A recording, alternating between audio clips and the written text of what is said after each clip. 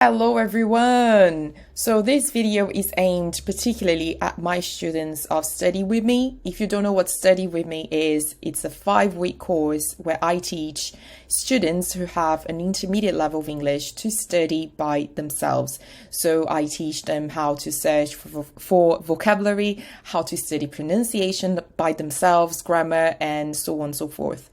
And I decided to name this bit of my channel, which I think will become a regular, hotchpotch. And hotchpotch is a British word that means a confused mixture of things. Because sometimes I just want to comment on my day, comment on things that I'm learning on a daily basis. And I don't know why, but I don't feel comfortable doing that on Instagram. I think perhaps because people will think it's too much for them. I'm not too sure. I think YouTube gives me more room to feel more comfortable sharing my reality whilst studying English. So my intention here is to actually show you a hands-on experience of what I do when I'm studying vocabulary. And for starters, one of the ways that I study vocabulary by myself is by reading newspapers. I love reading newspapers. I listen to the radio every day and I take notes of every word or every structure that I'm not aware of, or even structures of words that I've heard before, but I don't remember the meaning of it. So today I was reading the newspapers. I was reading LBC, which I'm going to show you. And I came across this word here. So I'm going to read it out for you.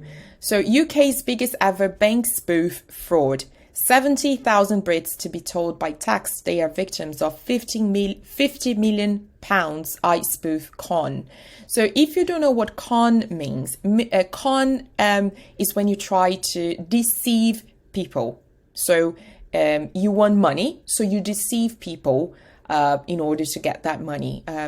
So con, a translation for con in Portuguese would be golpe, right?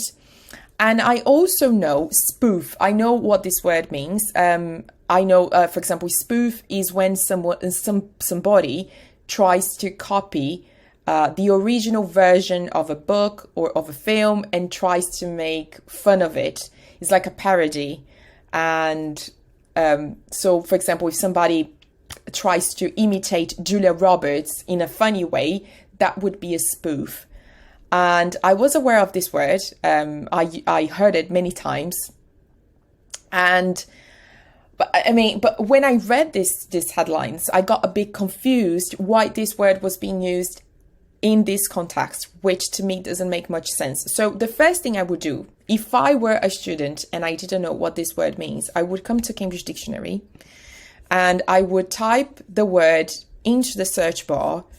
And then I would see the definition, right? So the definition is a funny and silly piece of writing, music, theatre, etc. that copies the style of an original work.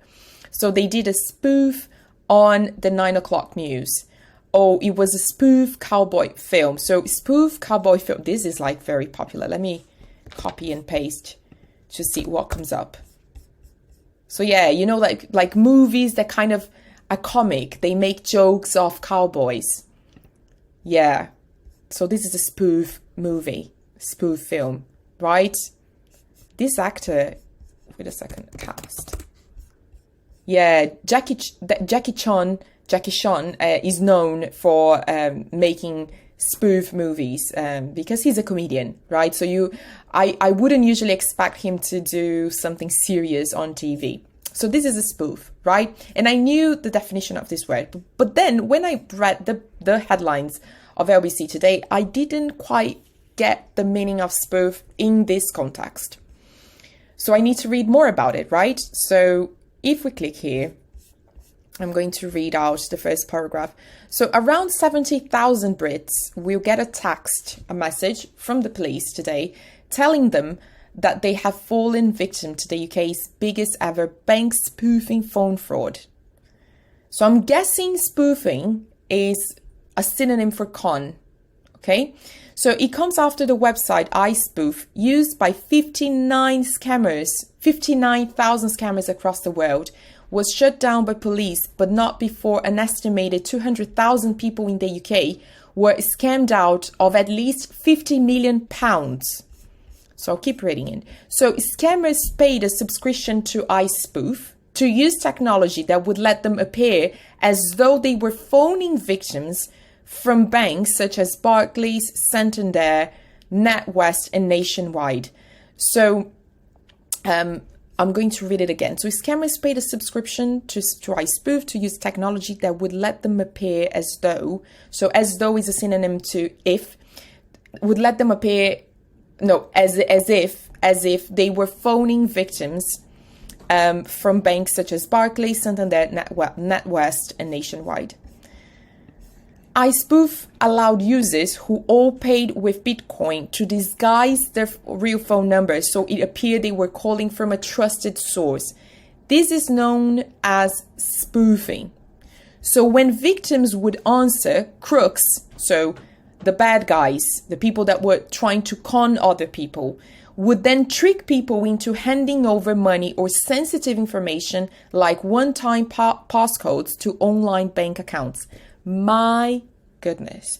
So from what I gathered from this reading is that the action of disguising your phone number so you would call banks. Let me read that again. I'm going to read that again because it's very confusing. Yeah.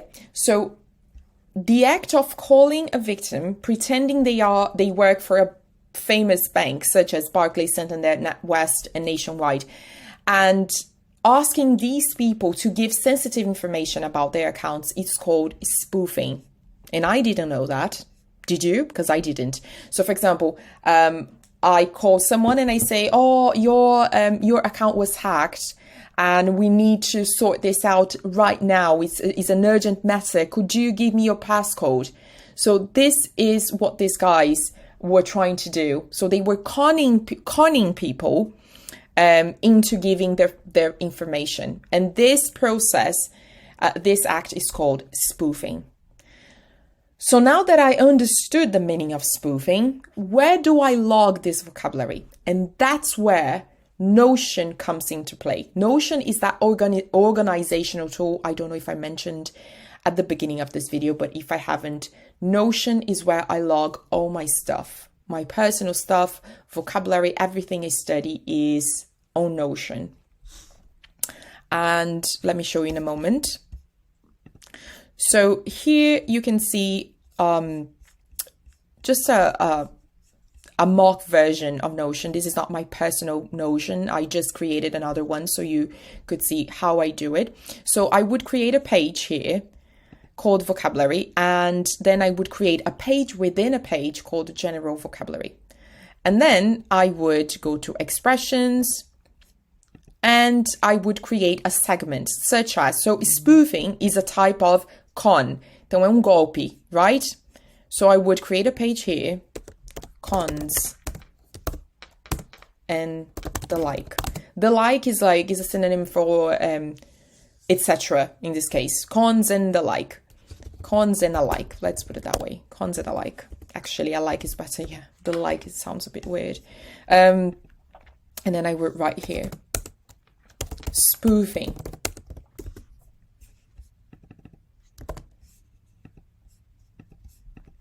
And then I would copy the link.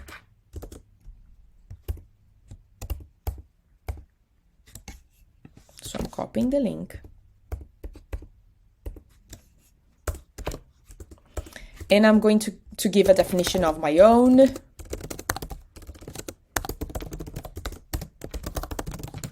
A type of con where scammers call people pretending they work for a famous institution to steal sensitive information from them and therefore steal their money. So this is a definition that I myself created, and if you can do that, it's good for you as well, because when we just copy and paste the definition, your brain is not actually working. So it's good for you to just try to come up with your own definition. And then I would try to come up with a sentence. So scammers in the UK are known for spoofing people. Okay, and then I would also put the other definition of spoof, which is the actual definition, like the definition that is more common. So I would just, how do I come back? So to come here, copy and paste.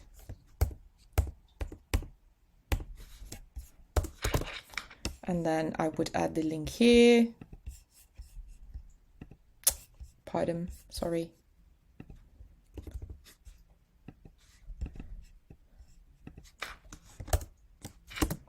Spoof. Okay, so all the words that I learned that are related to cons and alike, I would add to this page. I would include in this page. And this is a way that will help your memory associate words and structures that are related to this topic. If you just create a page on Notion or whichever platform that you like, if you just create a page and say expressions, your brain will not actually work. It's not going to actually associate things, and you will be just copying and pasting idioms and vocabulary in there, but you won't actually absorb that information, if that makes sense. So our brain works with association. So the more you associate to different topics and situations, the best it is for you as a student. And that's how I do it. So for example, I think yesterday I was reading another article online, and I came across an expression, I think, about refusal. It was squash.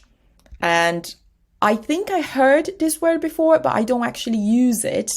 And it's very popular in newspapers.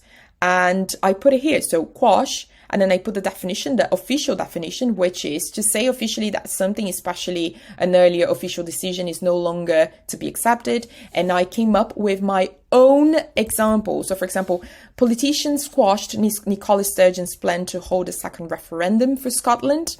And Brazil's plan to hold the next World Cup event was squashed by FIFA. These, of course, are just examples. But I put it here under refusal expressions, because then my mind will remember, okay, quash is related to refusal. You see what I mean? This is the type of association that your brain needs in order to memorize more vocabulary. Because people always ask me, how come you know so many different words, so many different structures? Well, I study.